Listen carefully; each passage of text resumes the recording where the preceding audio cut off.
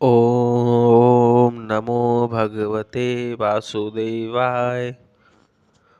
त्वमेव माता च पिता त्वमेव त्वमेव बन्धुश्च सखा त्वमेव त्वमेव विद्या द्रविणं त्वमेव त्वमेव सर्वं मम देव देव। अब हम श्रीमद् भागवत कथा के महत्व के बारे में तीसरा अध्याय के बारे में जानेंगे, जिसमें भक्ति के कष्टों के निवारण के लिए नारद जी ने क्या क्या उपाय किए। नारद जी कहते हैं, अब मैं भक्ति ज्ञान और वैराग्य को स्थापित करने के लिए प्रयत्न पूर्वक श्री सुखदेव जी के कहे हुए भागवत शास्त्र की कथा द्वारा उज्ज्वल ज्ञान यज्ञ करूँगा। यह यज्ञ मुझे कहाँ करना चाहिए, आप इसके लिए कोई स्थान बता दीजिए। आप लोग वेद के पारगामी हैं, इसलिए मुझे इस सुख शास्त्र की महिमा सुनाइए। यह भी बताइए कि श्रीमद् भागवत की कथा कितने दिनों में सुननी चाहिए और उसके सुनने की विधि क्या है। सनकादि ऋषि ने नारद जी से बोला, आप बड़े विनीत और विवेकी हैं, सुनिए, हम आपको ये सब बातें बताते हैं। हरिद्वार के पास आनंद नाम का एक घाट है, वहाँ अनेक ऋषि रहते हैं तथा देवता और सिद्ध लोग भी उसका सेवन करते रहते हैं। भांति भांति के वृक्ष और लताओं के कारण वह बड़ा सघन और वहाँ बड़ी कोमल नवीन बालू बिछी हुई है। वह घाट बड़ा ही सुरम्य और एकांत प्रदेश में है। वहाँ हर समय सुनहले कमलों की सुगंध आया करती है। उसके आसपास रहने वाले सिंह, हाथी आदि परस्पर विरोधी जीवों के चित्त में भी वैर भाव नहीं है। वहाँ आप बिना किसी विशेष प्रयत्न के ही ज्ञान यज्ञ आरंभ कर दीजिए। उस स्थान पर कथा में अपूर्व रस का उदय होगा। भक्ति भी अपने आँखों के ही सामने निर्बल और जरा जीर्ण अवस्था में पड़े हुए ज्ञान और वैराग्य को साथ लेकर वहाँ आ जाएगी, क्योंकि जहाँ भी श्रीमद् भागवत की कथा होती है वहाँ ये भक्ति आदि अपने आप पहुँच जाते हैं। वहाँ कानों में कथा के शब्द पढ़ने से ये तीनों युवा हो जाएंगे। सूत जी कहते हैं, इस प्रकार कहकर नारद जी के साथ सनकादि भी श्रीमद् भागवत कथामृत पान करने के लिए वहाँ से तुरंत गंगा तट पर चले गए। जिस समय वे तट पर पहुँचे, भूलोक, देवलोक और ब्रह्मलोक सब जगह इस कथा का हल्ला हो गया। जो जो भागवत कथा के रसिक विष्णु भक्त थे, वे सभी श्रीमद् भागवत कथामृत पान करने के लिए सबसे आगे दौड़ दौड़कर आने लगे। भृगु, वशिष्ठ, च्यवन, गौतम, मेधातिथि, देवल, देवरात, परशुराम, विश्वामित्र, साकल, मार्कंडेय, दत्तात्रेय, पिपलाद, योगेश्वर व्यास, पराशर, छायासुख, जाजली और जहू आदि सभी प्रधान प्रधान मुनिगण अपने अपने पुत्र, शिष्य और स्त्रियों समेत बड़े प्रेम से वहां आए। इनके सिवा वेद, वेदांत, मंत्र, तंत्र, 17 पुराण और 6 शास्त्र भी मूर्तिमान होकर वहां उपस्थित हुए। गंगा आदि नदियां, पुष्कर आदि सरोवर, कुरुक्षेत्र आदि समस्त क्षेत्र, सारी दिशाएं, दंडक आदि वन, हिमालय आदि पर्वत तथा देव, गंधर्व और दानव आदि सभी कथा सुनने चले आए। जो लोग अपने गौरव के कारण नहीं आए, महर्षि भृगु उन्हें समझा बुझाकर ले आए। तब कथा सुनाने के लिए दीक्षित होकर श्री कृष्ण परायण सनकादि नारद जी के दिए हुए श्रेष्ठ आसन पर विराजमान हुए। उस समय सभी श्रोताओं ने उनकी वंदना की। श्रोताओं में वैष्णव, विरक्त, सन्यासी और ब्रह्मचारी लोग आगे बैठे और उन सबके आगे नारद जी विराजमान हुए। एक ओर ऋषिगण, एक ओर देवता, एक ओर वेद और उपनिषद तथा एक ओर तीर्थ बैठे और दूसरी ओर स्त्रियां बैठीं। उस समय सब ओर जय जयकार, नमस्कार और शंखों की ध्वनि सुनाई देने लगी और अबीर, गुलाल, खील एवं फूलों की खूब वर्षा होने लगी। कोई कोई देवश्रेष्ठ तो विमान पर चढ़कर वहां बैठे हुए सब लोगों पर कल्प वृक्ष के पुष्पों की वर्षा करने लगे। सूत जी कहते हैं, इस प्रकार पूजा समाप्त होने पर जब सब लोग एकाग्रचित हो गए, तब सनकादि ऋषि महात्मा नारद को श्रीमद् भागवत का महत्व स्पष्ट करके सुनाने लगे। सनकादि ने कहा, अब हम आपको इस भागवत शास्त्र की महिमा सुनाते हैं। इसके श्रवण मात्र से मुक्ति हाथ लग जाती है। श्रीमद् भागवत की कथा का सदा सर्वदा सेवन आस्वादन करना चाहिए। इसके श्रवण मात्र से ही श्री हरि हृदय में आ विराजते हैं। इस ग्रंथ में 18,000 श्लोक और 12 स्कंध हैं तथा श्री सुखदेव और राजा परीक्षित का संवाद है। आप यह भागवत शास्त्र ध्यान देकर सुनिए।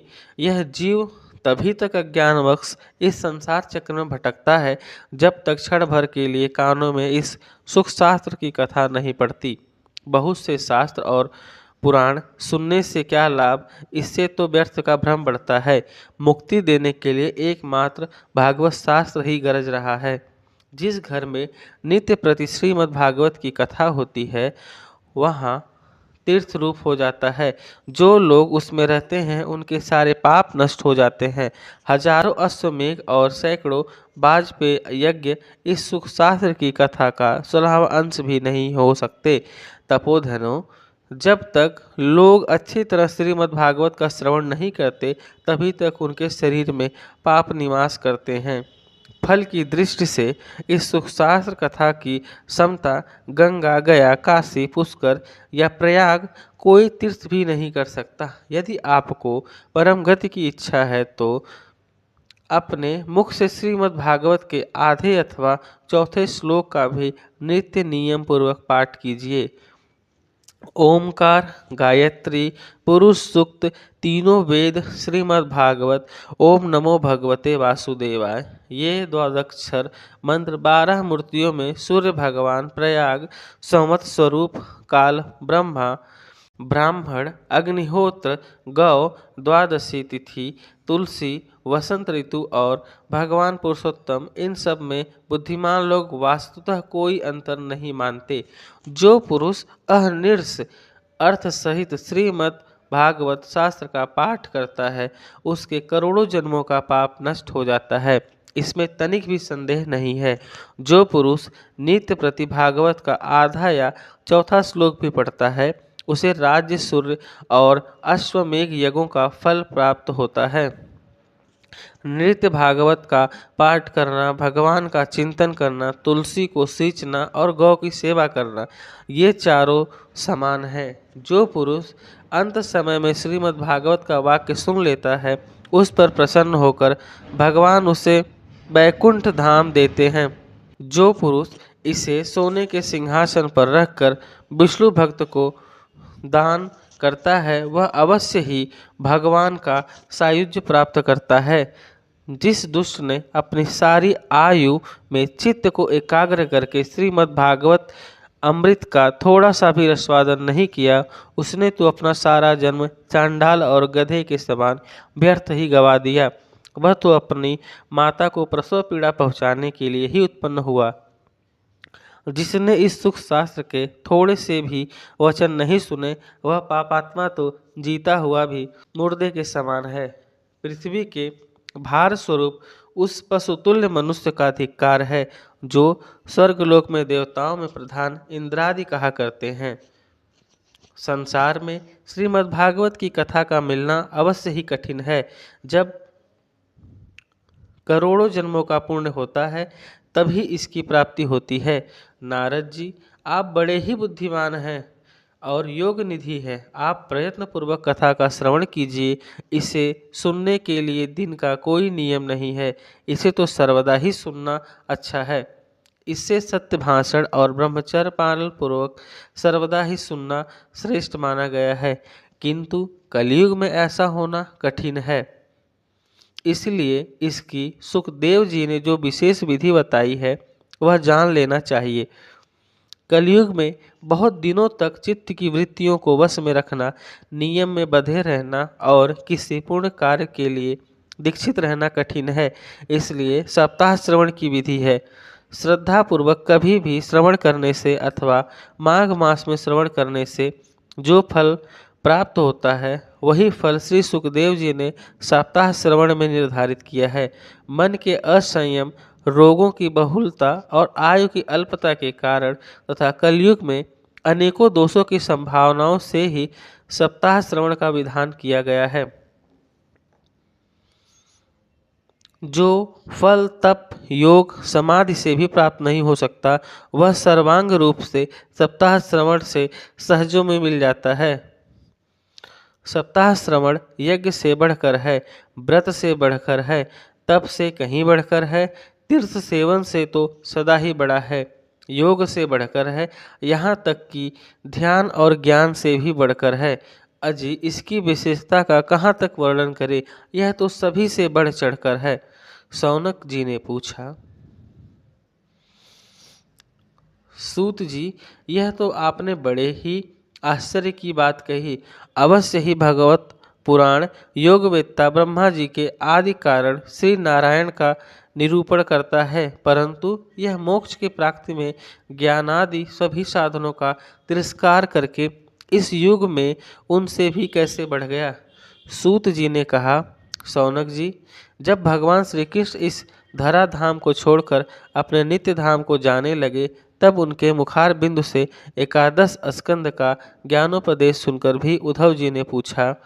उद्धव जी बोले, गोविंद, अब आप तो अपने भक्तों का कार्य करके परम धाम को पधारना चाहते हैं, किंतु मेरे मन में एक बड़ी चिंता है, उसे सुनकर आप मुझे शांत कीजिए। अब घोर कलिकाल आया ही समझिए, इसलिए संसार में फिर अनेक दुष्ट प्रकट हो जाएंगे। उसके संसर्ग से सब जब अनेकों सत्पुरुष भी उग्र प्रकृति के हो जाएंगे, तब उनके भार से दब कर यह गो रूपिणी पृथ्वी किसकी शरण में जाएगी। कमल नयन, मुझे तो आपको छोड़कर इसकी रक्षा करने वाला कोई दूसरा नहीं दिखाई देता, इसलिए भक्त वत्सल, आप साधुओं पर कृपा करके यहाँ से मत जाइए। भगवान, आपने निराकार और चिन्ह मात्र होकर भी भक्तों के लिए ही तो यह सगुण रूप धारण किया है, फिर भला आपका वियोग होने पर भक्तजन पृथ्वी पर कैसे रह सकेंगे। त्रिगुणोपासना में तो बड़ा कष्ट है, इसीलिए कुछ और विचार कीजिए। प्रभास क्षेत्र में उद्धव जी के यह वचन सुनकर भगवान सोचने लगे कि भक्तों के अवलंब के लिए मुझे क्या व्यवस्था करनी चाहिए। शौनक जी, तब भगवान ने अपनी सारी शक्ति भागवत में रख दी। वे अंतर्ध्यान होकर इस भागवत समुद्र में प्रवेश कर गए। इसीलिए यह भगवान का साक्षात शब्दमयी मूर्ति है। इसकी सेवन, श्रवण, पाठ अथवा दर्शन से ही मनुष्य के सारे पाप नष्ट हो जाते हैं। इसी से इसका सप्ताह श्रवण सबसे बढ़कर माना गया है, और कलयुग में तो अन्य सब साधनों को छोड़कर यही प्रधान धर्म बताया गया है। कली काल में यही ऐसा धर्म है जो दुख, दरिद्रता, दुर्भाग्य और पापों की सफाई कर देता है तथा काम क्रोधादि शत्रुओं पर विजय दिलाता है। अन्यथा भगवान के इस माया से पीछा छुड़ाना देवताओं के लिए भी कठिन है, मनुष्य तो इसे छोड़ ही कैसे सकता है। अतः इसे छूटने के लिए भी सप्ताह श्रवण का विधान किया गया है। सूत जी शौनक जी से कहते हैं, जिस समय सनकादि मुनीश्वर इस प्रकार सप्ताह श्रवण की महिमा का बखान कर रहे थे, उस सभा में एक बड़ा आश्चर्य हुआ। उसे मैं तुम्हें बतलाता हूँ, सुनो। वहाँ तरुणावस्था को प्राप्त हुई अपने दोनों पुत्रों के साथ लिए विशुद्ध प्रेम रूप भक्ति बार बार श्री कृष्ण गोविंद हरे मुरारी हे नाथ नारायण वासुदेव आदि भगवान नामों का उच्चारण करते हुए अकस्मात प्रकट हो गई। सभी सदस्यों ने देखा कि परम सुंदरी भक्ति रानी भागवत के अर्थों का आभूषण पहने वहां पधारी। मुनियों के उस सभा में सभी यह तर्क वितर्क करने लगे कि ये यहाँ कैसे आई, कैसे प्रविष्ट हुई। तब सनकादि ने कहा, यह भक्ति देवी अभी अभी कथा के अर्थ से निकली हैं। उनके यह वचन सुनकर भक्ति ने अपने पुत्रों समेत अत्यंत विनम्र होकर सनत कुमार जी से कहा। भक्ति बोली, मैं कलयुग में नष्ट प्राय हो गई थी, आपने कथामृत से सींचकर मुझे फिर पुष्ट कर दिया।